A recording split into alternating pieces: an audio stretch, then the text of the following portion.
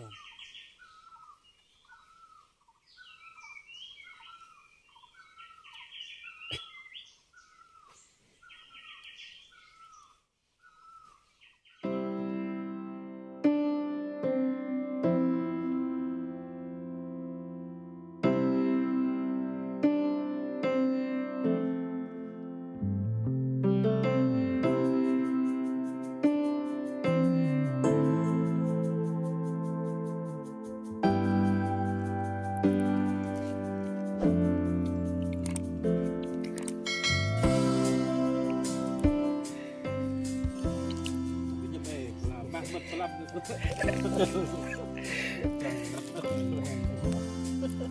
เบื่อมา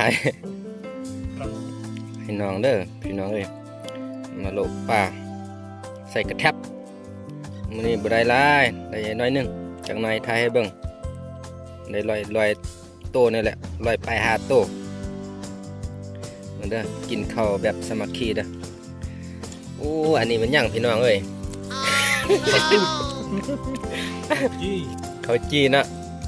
นี่ข้าวตัวนูพี่น้อง ตอนลำนู่ นี่มันเป็ดพี่น้อง เดี๋ย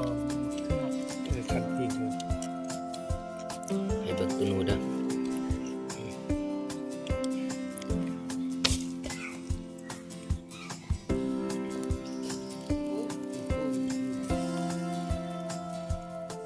ธรรมชาติ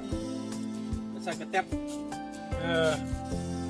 แล้วนะไม่ได้ไล่ก็ได้ซ้ำนี้พี่น้องเอ้ยสี่เจ้าปวด ได้หลายเติบเนาะโอ้นูพี่น้องนู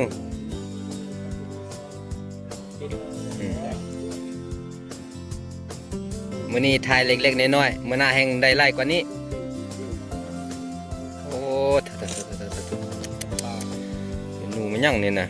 ไปสิกินเมื่อมั้ง ปีใหม่นี่ก็บรรดาสหายเด้อละคนน่ะ อันนั้นยังบ่พอเท่าห้องเพลงแล้ว อืม เราบ่พอเท่า